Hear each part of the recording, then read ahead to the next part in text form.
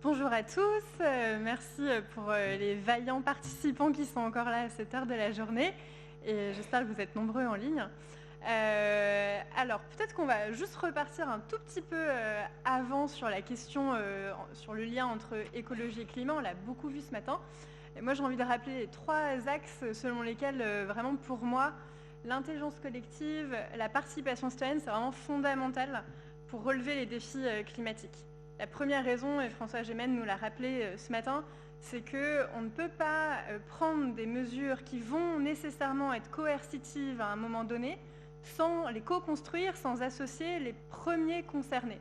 On l'a bien vu avec la taxe carbone qui a déclenché, qui a mis le feu aux poudres et qui a déclenché le mouvement des Gilets jaunes. C'était la goutte qui a fait déborder le vase.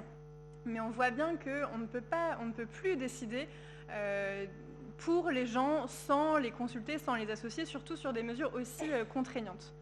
La deuxième raison, c'est que face à ces défis d'une ampleur incalculable, jamais vécus par l'homme, nécessairement, on va devoir faire preuve d'intelligence collective. Personne n'a la solution. Il faut sortir du solutionnisme, il n'y a pas de solution unique. Et c'est seulement en alliant l'ensemble des expertises scientifiques, d'usage, de terrain, de pratiques, etc., qu'on réussira ensemble à construire les solutions pour ce fameux monde d'après, en fait, qui ne doit être qu'un monde de maintenant, finalement.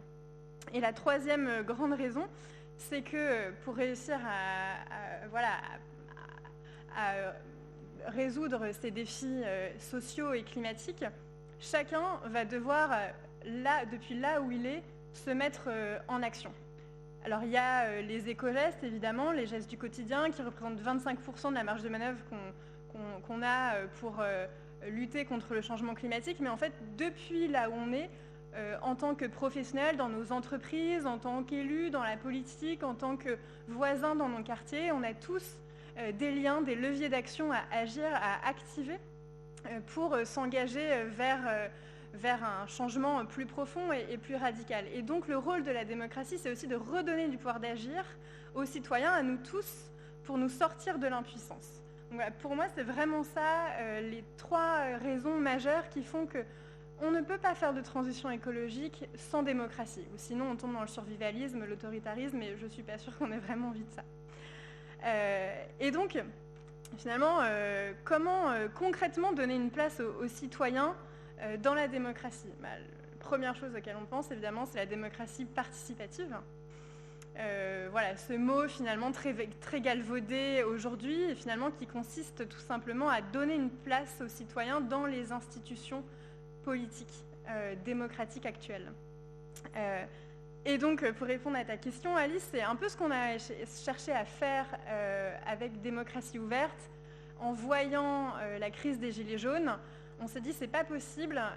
Bruno Latour dit que aujourd'hui c'est comme si des personnes sans oreilles essayaient d'écouter des personnes sans voix, comme si des sourds essayaient d'écouter des muets. On a l'impression que finalement on ne partage plus les mêmes réalités, on n'arrive plus à dialoguer. Donc on s'est dit on va essayer de proposer un plan d'action de sortie de crise démocratique pour faire en sorte que les citoyens puissent reprendre une voix dans les institutions, recréer finalement une conversation apaisée entre la rue et ces institutions qui paraissent inaccessibles. Et donc on a proposé, plutôt Démocratie ouverte, a participé à la construction d'un collectif qui s'appelle les Gilets citoyens, dans lequel fait partie Cyril Dion, d'autres écolos, des Gilets jaunes comme Priscilla Ludowski, des mouvements climat, vous êtes un certain nombre ici, et des innovateurs démocratiques. Je reviendrai plus tard sur ce terme. Pour du coup proposer une méthodologie qui a in fine donné la Convention citoyenne pour le climat. Après négociations et discussions pendant un temps finalement qui a été assez court parce que ça s'est lancé assez vite. Et donc cette Convention pour le climat, on en a beaucoup parlé, finalement ce n'est rien d'autre que redonner un peu d'espace aux citoyens dans une démocratie représentative. Et là, j'aimerais rassurer tous les élus qui nous écoutent peut-être aujourd'hui. Non, la participation citoyenne, l'implication citoyenne n'est pas une menace pour la démocratie représentative, elle ne vient que la renforcer. Elle renforce la légitimité qu'on peut avoir en tant qu'élu, parce que les élus sont plus à l'écoute, sont plus à même de répondre aux problématiques réelles, des besoins réels vécus par les gens sur le terrain. Non, ce n'est pas une menace, finalement ce n'est que le rôle de l'élu qui change. Je pourrais y revenir après. Et donc, dans Démocratie ouverte, ce qu'on cherche à faire, c'est notamment développer toutes ces innovations qui cherchent à redonner une place aux citoyens dans les institutions. Pas que ça, mais notamment, on a un réseau de 1000 membres, élus, agents citoyens, et surtout innovateurs démocratiques. Donc, des innovateurs démocratiques, c'est finalement des associations comme Mieux Voter, Paloma qui était là tout à l'heure, ou Le Drange qui suit les échanges aujourd'hui. Voilà, ce sont finalement des innovations qui, à la base, ont été développées par des citoyens, des professionnels comme vous et moi, et qui aujourd'hui sont en train, peu à peu, d'infuser notre monde démocratique pour essayer de le transformer.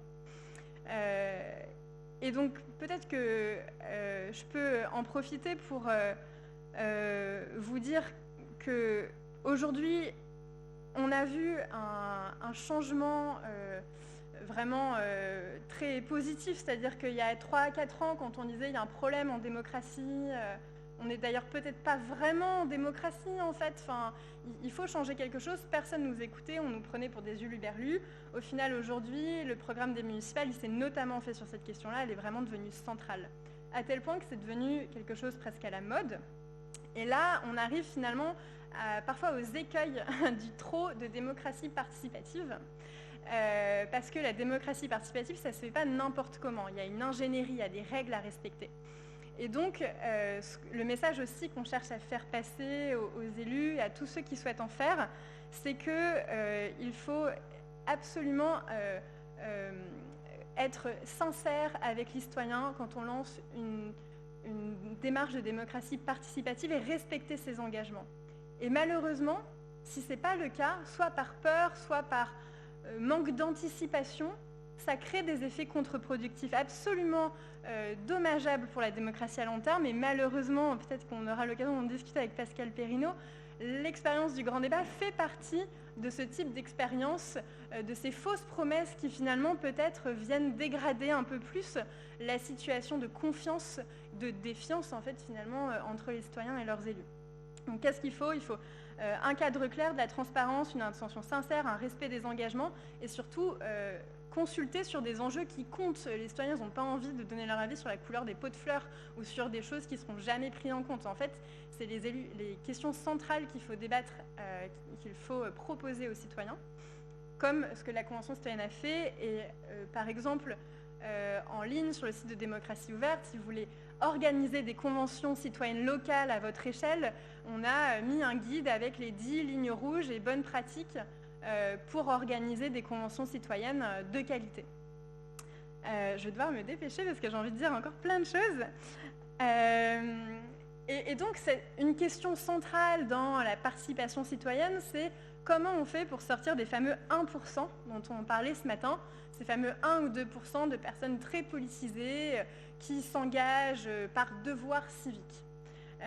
En fait, il y a des études qui ont montré, on en revient peut-être à la question des neurosciences et comprendre comment notre cerveau fonctionne, que les citoyens qui participent, notamment il y a une étude qui a été menée sur le budget participatif de la ville de Paris, par Julien Talpin et Alice Mazot, qui montre que en fait, les motivations des citoyens dépendent de leurs intérêts à défendre. Donc évidemment, c'est le fameux NIMBY, quand on a une éolienne dans notre jardin, on vient protester. Et du coup, il faut aussi aller chercher les citoyens qui ont un intérêt positif à défendre, et ça, c'est le rôle aussi de l'institution et des organisateurs.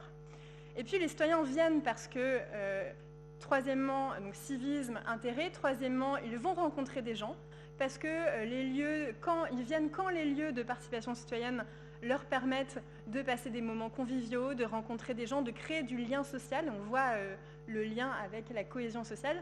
Et ils viennent également quand ils vont pouvoir apprendre des choses, apprendre des compétences d'urbanisme, peut-être animer un atelier, apprendre à parler en public, etc. Donc il y a des tips, il y a toute une ingénierie pour réussir aussi à diversifier les publics des processus participatifs. Et surtout, le tirage au sort est aussi évidemment. Et surtout, pour que ça marche, il faut nécessairement que les élus, les organisateurs, travaillent sur leur posture. Et c'est très intéressant, on a mené une expérience avec Démocratie Ouverte en région Centre-Val de Loire pour aller à la rencontre des citoyens de la région Centre-Val de Loire. On a complètement cassé finalement les codes traditionnels de on va faire une concertation dans une salle avec un pupitre et puis des rangs bien serrés. On est allé à la rencontre des citoyens dans leur quotidien, dans des trams, on a organisé des kermesses, on a été vraiment chez l'habitant et aujourd'hui il y a plein de villes qui font ça, qui vont faire des rencontres en bas d'immeubles, en pied d'immeubles et qui vont aller finalement en immersion dans le quotidien des citoyens. Parce que souvent, et moi-même je parle de citoyens, on parle de ces invisibles mais on parle à la place d'eux. En fait, comment on peut parler à la place d'eux quand on n'a pas vécu la vie d'eux? Et donc, ce mouvement de aller vers, de sortir des institutions, il est fondamental et ça demande évidemment de travailler sur la posture. Et ce que j'ai envie de dire aussi, c'est qu'en même temps que de sortir de l'institution, on peut aussi sortir de notre conception de la démocratie. Et c'est tout le mouvement des communs qui vise à refaire de la ville un commun. Donc un commun, c'est quoi? C'est une ressource partagée avec une communauté et des règles de gouvernance. Et donc il y a des villes comme Grenoble, par exemple, ou Los Angeles avec le 50-50 qui considèrent que l'implication citoyenne, c'est pas seulement donner son avis à une réunion, c'est aussi fabriquer la ville. Et donc il y a des dispositifs qui permettent, par exemple, de donner les moyens à des citoyens de réaliser leurs projets d'intérêt général dans la ville, soutenus par les moyens techniques et éventuellement financiers mis à disposition par la collectivité. Donc en gros, la collectivité investit, s'occupe des moyens techniques et les citoyens s'occupent de l'entretien, de la réalisation concrète du projet. Donc ça peut être des jardins partagés, ça peut être la rénovation d'un local d'association, la rénovation d'un stade de foot. Voilà, il y a vraiment divers exemples. Et en fait, ce qui est une question fondamentale, notamment que se pose la ville de Grenoble en ce moment, c'est comment on fait pour passer du stade 1 de la démocratie qui était faire participer et consulter des citoyens, au stade 2 qui est vraiment en fait comment on construit une ville ensemble écologique et résiliente. Et donc ça demande d'aller d'aller chercher les citoyens, de développer leur pouvoir d'agir, de leur donner, de leur montrer qu'ils sont légitimes à agir et de les sortir de cette impuissance. Et je ne m'étendrai pas là-dessus, mais je trouve que c'est très inspirant ce que dit Bruno Latour sur le fait que finalement, il n'y a pas de grands ou de petits, que finalement on a tous le pouvoir de changer les choses. Il suffit juste de décortiquer les enchevêtrements qui nous lient à ce qui nous paraît très lointain. Et François Gémet le disait ce matin, en fait les investissements fossiles, les investissements dans le pétrole, ils sont faits grâce à quoi? Grâce aux investissements de Sciences Po qui sont basés sur quoi? Nos frais de scolarité. Donc en fait, on a tous des liens comme ça. Et donc peut-être j'en finirai par là.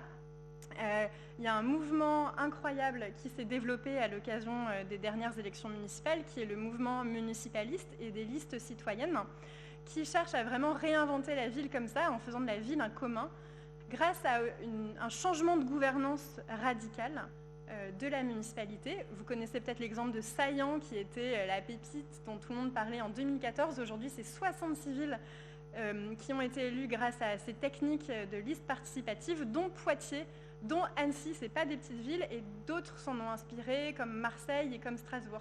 Et donc, au fur et à mesure, en partant du terrain, je pense qu'ensemble, on peut redessiner aussi une nouvelle manière de faire démocratie au niveau national et rêver peut-être d'un changement de constitution avec une assemblée du futur qui réussira vraiment à remettre ces enjeux de long terme et une gouvernance partagée au cœur de notre démocratie.